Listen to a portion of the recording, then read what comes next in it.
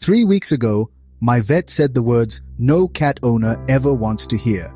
It was just a routine checkup, or so I thought. I'd noticed Whiskers was a little less playful, a bit more stationary. But I chalked it up to him getting older. I had no idea the storm that was brewing. She looked at me with this gentle but serious expression and said, "Your cat is 300% over his ideal weight." 300%. The number just hung in the air. I thought she was joking. Maybe it was some kind of dry, veterinary humor I wasn't getting. But then I saw the scale. What happened next was a 90-day journey that changed both of our lives. Stick around, because this transformation will blow your mind, and it might just save your cat's life too. This is Whiskers. He's a 6-year-old orange tabby, and he's always been fluffy, a big boy.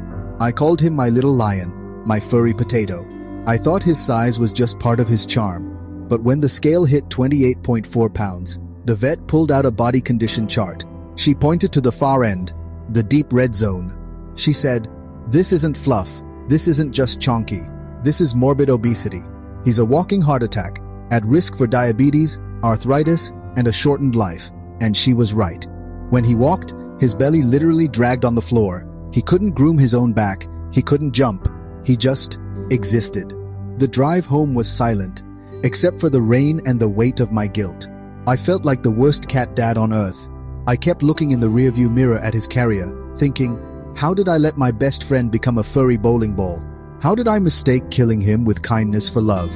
Drop a cat emoji in the comments if your cat has ever been called Chonky by a vet. You are not alone. The truth bomb is, it was entirely my fault. I had to face it. An unlimited, always full dry food bowl? Yes. I thought I was making sure he never went hungry. A little treat of tuna juice every single morning? Yes. It was our little ritual. Meaningful exercise? Laser pointer workouts? Zero. I was too tired after work. I was basically running a 5-star, all-you-can-eat cat buffet, 24/7. And the only customer was getting dangerously unhealthy. The vet gave me a strict 90-day plan. It felt overwhelming, but it was our only way forward. Here is exactly what we did. Starting on day 1. Step 1 was brutal, but necessary. Portion control. No more free feeding. We went down to 2 measured meals a day. Just a quarter cup of low-calorie kibble each. That's it. The giant food bin was put away. Step 2 was the wet food switch. This was the biggest game changer. The goal was to get 90% of his daily calories from high-protein, low-carb wet food. It's more filling and better for their biology. And step 3, enrichment. We had to get him moving. I bought food puzzles so he had to work for his kibble, and I committed to 15 minutes of feather wand cat gym time twice a day. Day 1 weigh-in, 28.4 pounds. I took a picture of the number and a picture of Whiskers. This was our before. I'm not going to lie. Week 1 was hell. Absolute, soul-crushing hell. Whiskers screamed at me like I had personally murdered his grandma and stolen his inheritance. The meows were constant, pitiful, and designed to break my will. He became a criminal mastermind. He learned to open the kitchen cabinets to look for the old bag of food. I literally found him sitting inside the fridge at 3 a.m., having somehow pried the door open, just staring at the cheese drawer. I had to buy child-proof locks for my own cat. But at the end of that first week, the scale moved, 27.9 pounds. Only half a pound down, but it was something. I'm not ashamed to say I cried. Then, I discovered a cheat code that most vets don't advertise, because it's so simple. Hydration equals satiety. A hydrated cat is a less hungry cat. I bought a water fountain to encourage him to drink more, and I started adding unsalted bone broth ice cubes to his water. The effect was immediate. He started drinking 3 times more water. He felt fuller, and the desperate begging started to fade. Pro tip: just freeze low-sodium, pet-safe bone broth in ice cube trays. It adds flavor and keeps them hydrated. It was a lifesaver.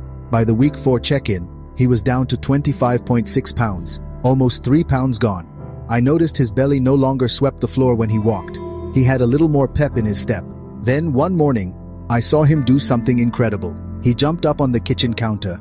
I hadn't seen him do that in 2 years. It was a small hop for a cat, but a giant leap for our journey. The old Whiskers was still in there. 90 days later, it was time for the official vet recheck. I was nervous, but hopeful. He stepped on the scale. The numbers spun and settled. 21.2 pounds, 7.2 pounds, gone, in 3 months. That's over 25% of his body weight. My vet was stunned. She knelt down, stroked his now sleeker side, and said, "I have never seen a cat this obese. Turn it around so fast. You saved his life." He went from 300% fat to a fit king. He plays, he runs, he grooms himself. He's not just existing anymore, he's living. This journey was hard, but it was the single most rewarding thing I've ever done. If I can do it, I promise you, you can save your Chonky cat too. Comment your cat's weight below, and let's support each other. The journey isn't over. Subscribe for our week 12 update. He is officially under 20 pounds now, and we're working on maintenance. To help you get started, I've put together a free, simple portion and calorie calculator based on my vet's advice. Grab it using the link in the description below.